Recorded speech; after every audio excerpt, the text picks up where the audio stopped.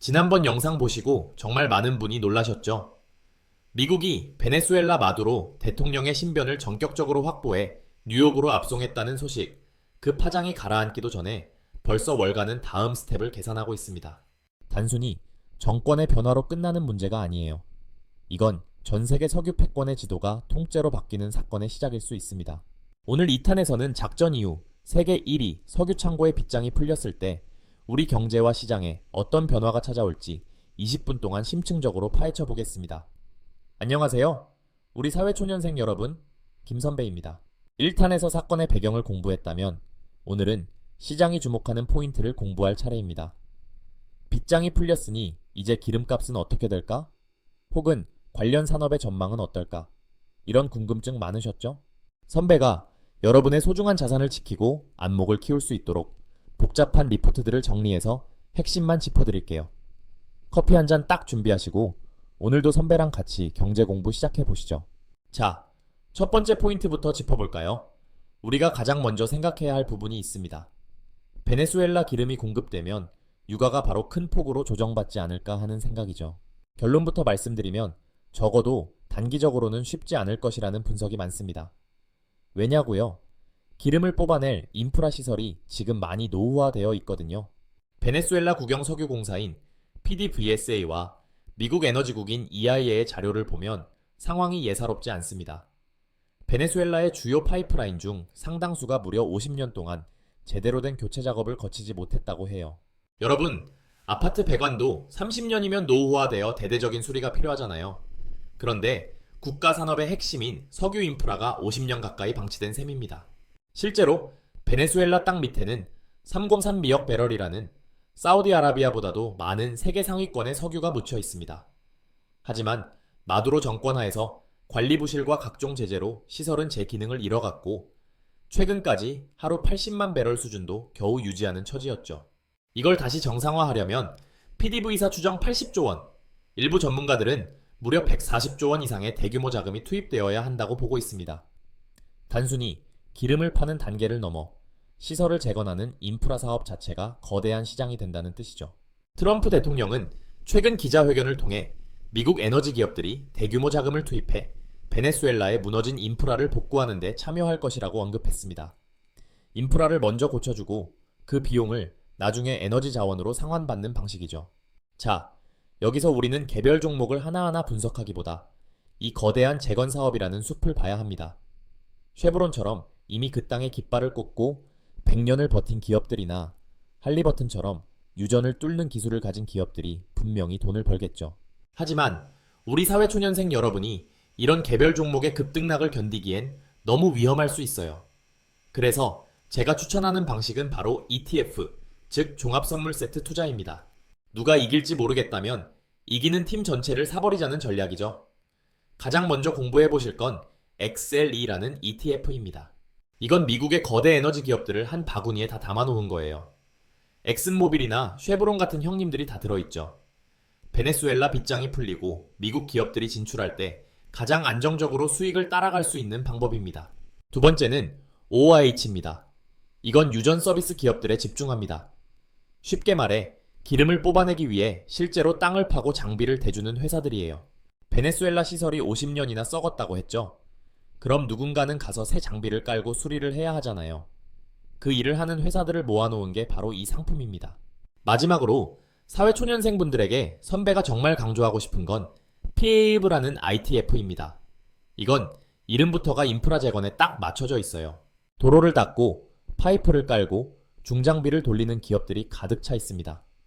베네수엘라라는 나라 하나를 다시 세우는 과정에서 가장 실질적인 삽질을 담당할 기업들이 모여 있죠. 여러분, 당장 어떤 주식을 사서 대박을 내겠다는 생각은 잠시 접어두세요. 대신 미국이 왜 남의 나라 대통령을 잡아가면서까지 이 석유 창고를 열려 하는지 그 힘의 논리를 이해하는 게 훨씬 중요합니다. 에너지는 곧 권력이고 미국은 지금 그 권력을 자기들 손으로 완전히 가져오려 하고 있어요. 옆나라 가이아나의 상황도 보세요. 2026년 타겟 생산량이 하루 115만 배럴까지 늘어납니다. 미국의 에너지 안보가 이쪽 신대륙으로 옮겨가고 있다는 거대한 흐름을 읽으셔야 해요. 이런 큰 그림을 알고 나면 남들이 유가 오른다는데 하고 당황할 때 여러분은 미국이 공급망을 재편하고 있구나 하고 여유 있게 대응할 수 있습니다. 자, 조금 더 깊게 들어가 볼까요? 베네수엘라의 역사는 사실 석유의 역사라고 해도 과언이 아닙니다. 여러분, 1950년대 베네수엘라가 전 세계에서 1인당 국내 총생산이 4위였다는 사실 믿어지시나요? 당시 독일이나 일본보다도 훨씬 잘 살았던 나라가 바로 베네수엘라였습니다. 그런데 왜 지금은 돈으로 가방을 접어파는 지경에 이르렀을까요? 그건 바로 네덜란드 병이라는 경제적 함정에 빠졌기 때문입니다. 오직 석유라는 한 바구니에 모든 달걀을 담았거든요. 석유값이 오를 때는 복지 파티를 열었지만 석유값이 떨어지자 나라 전체가 굶주리게 된 거죠. 사회초년생 여러분, 여기서 우리는 중요한 교훈을 얻어야 합니다.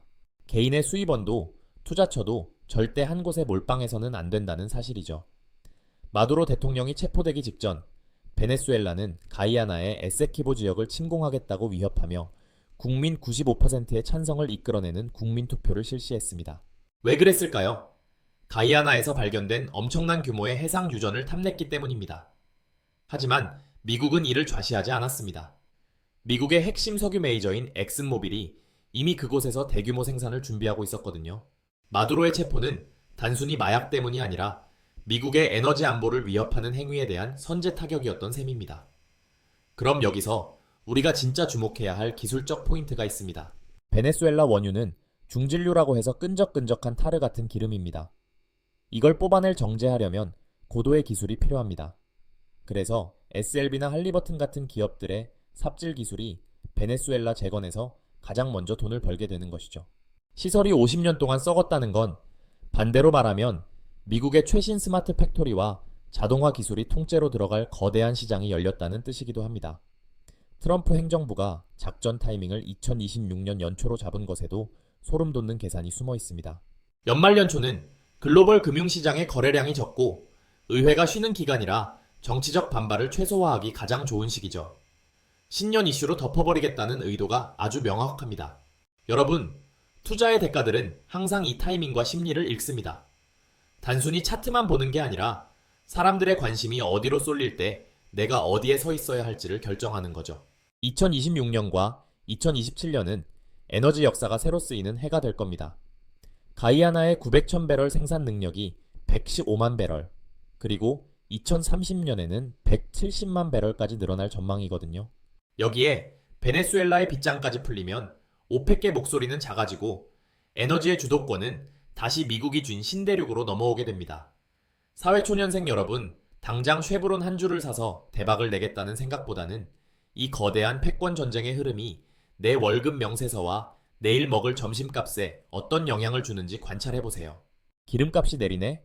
에서 끝나는 게 아니라 미국이 남미를 장악해서 유가를 통제하기 시작했구나 라고 읽어내는 그 한 끗 차이가 여러분을 고수 투자자로 만들어줄 겁니다. 김 선배가 오늘 들려드린 이 긴 이야기가 여러분의 경제적 시야를 넓히는데 한 줌의 밑거름이 되었길 바랍니다. 20분 동안 이 지루할 수 있는 이야기를 끝까지 들으신 여러분은 이미 상위 1%의 학습 열정을 가지신 분들입니다. 혹시 오늘 내용 중에 어려운 부분이 있었다면 꼭 댓글 남겨주세요. 제가 확인해서 다음 영상에서 아주 자세히 알려드릴게요. 선배는 언제나 여러분의 든든한 경제적 조력자가 되어드릴게요. 구독과 알림 설정 잊지 마시고 궁금한 건 언제든 댓글로 남겨주세요.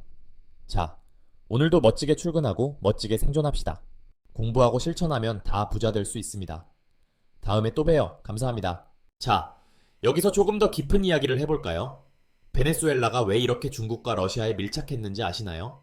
마두로는 미국의 제재를 피하기 위해 석유를 담보로 중국으로부터 엄청난 차관을 빌려왔습니다. 중국 입장에서는 미국의 앞마당에 강력한 우군을 두면서 동시에 에너지 안보까지 챙길 수 있는 아주 좋은 카드였죠. 하지만 이번 미국의 전격적인 작전으로 중국의 이 석유 담보 대출은 공중에 붕괴될 위기에 처했습니다. 미국이 베네수엘라를 다시 자기들의 영향력 아래 두려는 진짜 이유는 미국의 셰일가스 전략과도 연결됩니다.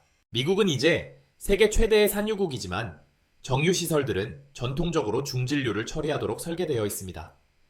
미국에서 나오는 가벼운 셰일 오일만으로는 가동률을 높이는 데 한계가 있죠. 그래서 베네수엘라의 무거운 기름이 다시 안정적으로 공급되어야 미국의 에너지 독립이 완성되는 구조입니다. 결국 이번 사태는 단순한 독재자 축출이 아니라 전 세계 에너지 공급망을 미국 중심으로 다시 재편하려는 트럼프의 마스터 플랜의 일부라고 볼 수 있습니다. 여러분, 이제 지도가 조금씩 입체적으로 보이시나요? 이런 흐름을 알고 나면 왜 할리버튼 같은 기업의 주가가 요동치는지 고개가 끄덕여지실 겁니다. 자, 오늘 정말 긴 시간 공부하셨는데 다시 한번 강조하지만 모르는 건 창피한 게 아닙니다. 질문하는 사람이 이기는 거예요. 댓글창에서 여러분의 질문 기다리고 있겠습니다. 오늘도 고생 많으셨습니다. 본 영상은 2026년 1월 현재 발생한 가상의 국제 정세 시나리오를 바탕으로 한 경제 분석 콘텐츠입니다. 특정 종목에 대한 투자 권유가 아니며 모든 투자의 책임은 투자자 본인에게 있음을 알려드립니다.